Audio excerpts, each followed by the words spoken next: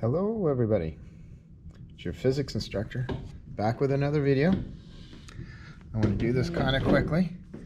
They only let me do 10-minute chunks at a time, so I try to keep it under that. This week you're doing my Moon Man video, and I have it here. And when you come to lab, you're going to open up this thing called Tracker, and you're going to open up your video in this.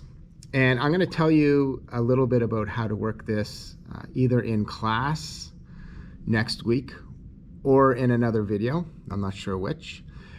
But I want you to do part of this experiment on your own. So let me explain a little bit.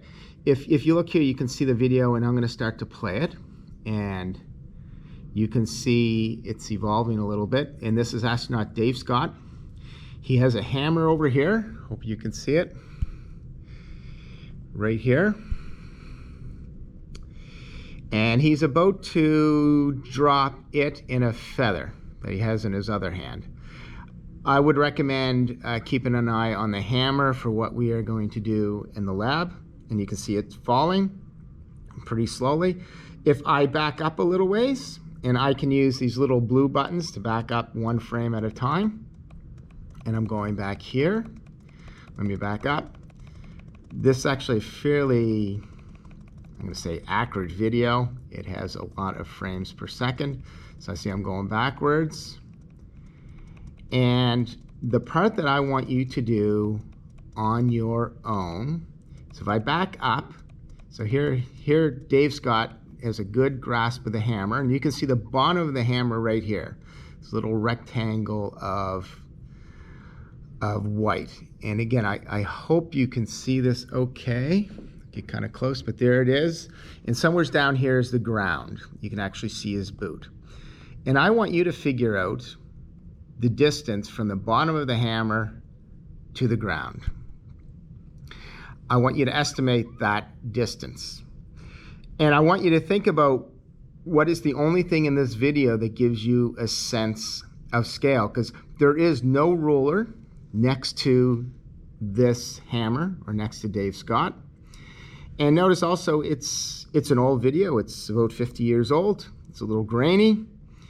It's not easy to actually notice where the ground is, except when the hammer actually falls. So because of that, you're going to have an uncertainty in this distance. So I want you to make your best estimate for how far it's fallen, and then I want you to assign an uncertainty to it.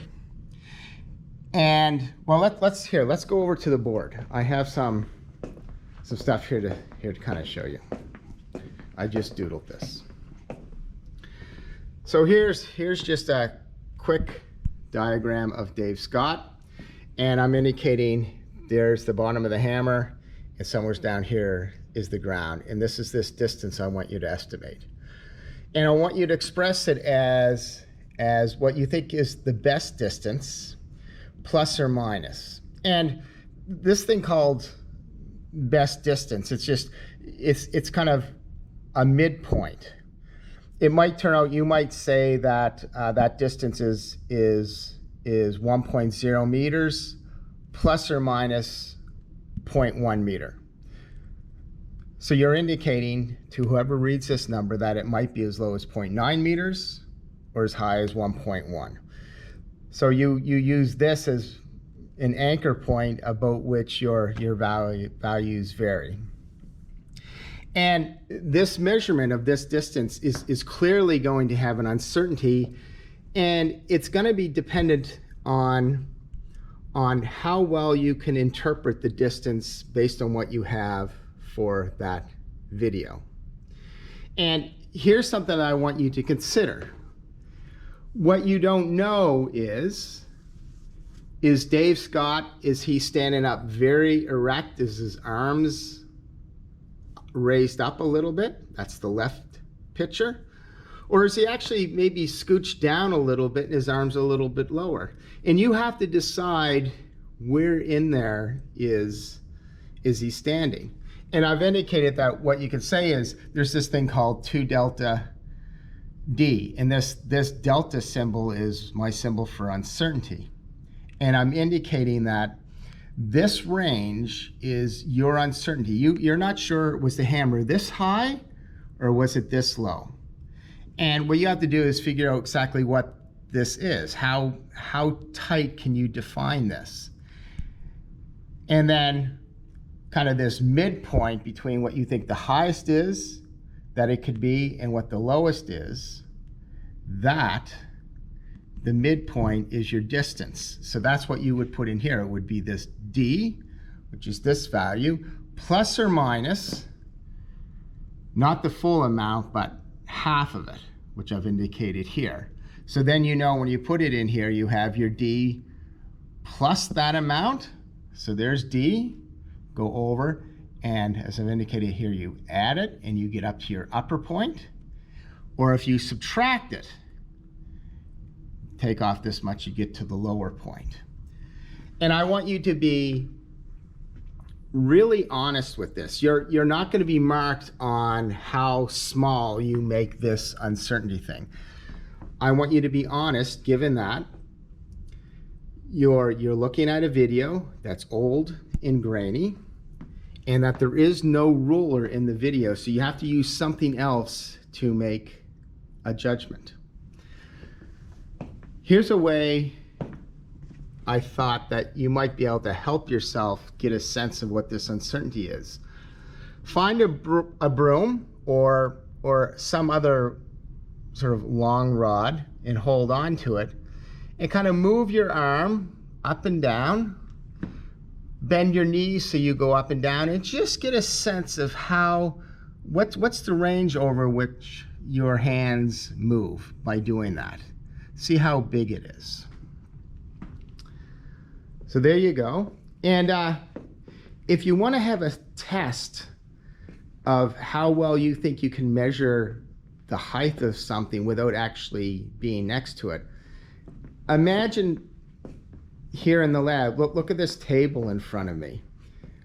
I might ask myself, how tall do I think that table is? And how precisely do I know it? If I estimated it, and maybe I'll write down, if I look at it now, it looks like it's a little bit over a meter. I might say it's 1.1 meters. Then I'm going to walk over to it with an actual ruler and see how close I am. And by doing that experiment, it'll give you some sense of how well you'll be able to tell this hammer distance from where the hammer is to where it has to descend down to the moon. So I hope that is a little bit clear. Again, back to our video. Here is Dave Scott. Here's the hammer. Here's the ground. I want you to express to me what this distance is along with its associated uncertainty. I think that's all for now. I'll put this up for you, and I want you to arrive at lab having already determined from that video, and I've linked that video through D2L. So I want you to already have done that part. And when you come into the lab, I'm going to talk to you about how to use this software and make it